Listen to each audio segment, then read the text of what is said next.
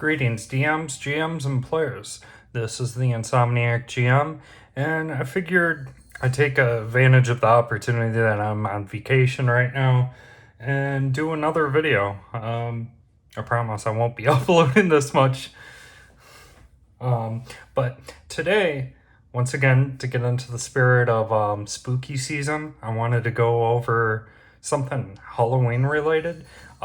This time, I want to go over a monster in Bestiary 3 of Pathfinder 2nd Edition.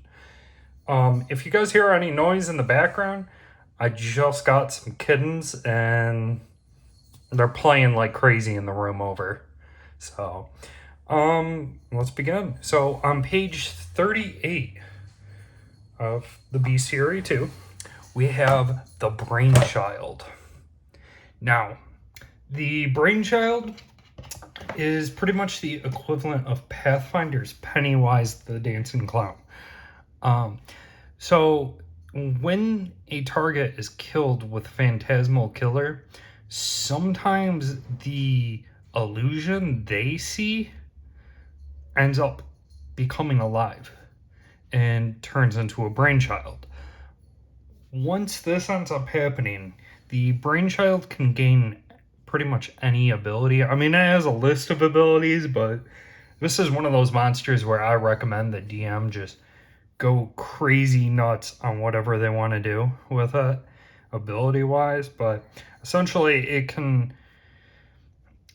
If a player thinks it can do something, like say the player thinks the thing can fly, well, now it gains a flying speed. They can just get all these different crazy abilities through this.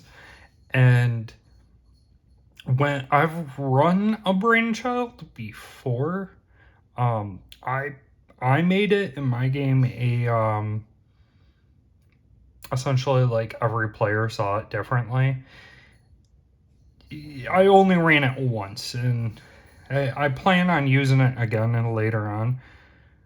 I would like to run a campaign where the Brainchild itself takes the form of a city, and like people who are lost in the woods come across a city and just weird things keep happening, kind of like in a Silent Hill type manner.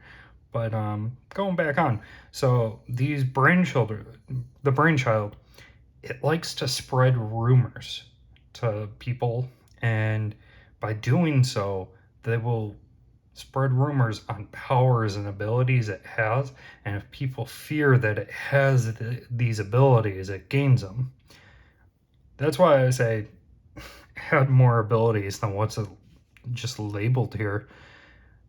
On top of that, your players, if they realize this thing's not as powerful as they think it is, and they think, say, it's weak to silver, make it vulnerable to silver now. And I do the reverse. But I think these monsters are great for players, or to throw at your players in that. They have immunities to death effects, detection, disease, doomed, necromancy, scrying. If it dies, if anyone still fears it, it can reform back in 2d 4 days. The thing also can use some spell casting, which it can cast Phantasmal Killer 3 times a day itself. But this form is only the Brainchild that it takes. Now, a thing that makes this monster interesting, other than just its lore, is its monster type. I don't recall any other time in Pathfinder 2nd Edition, I could be wrong on this, but I haven't seen any other monster in Pathfinder 2nd Edition that doesn't have a type that other monsters have. Like, it's not a dragon, it's not a fae, it's not a celestial. Its type is illusion, and that's not a monster type. And I don't recall ever seeing that with anything else. But I think this monster would be great for your campaigns. Frankly, even with like 5th edition, if you were going to convert this over, I really wouldn't care about its stats.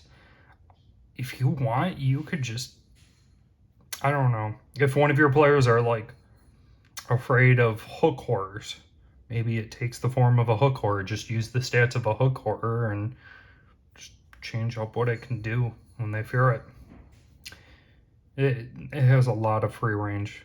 Yeah, so in the comments down below, tell me, do you plan on using a hook horror, or I mean, a Brainchild? And if so, how would you use it in your games? Until next time, take care.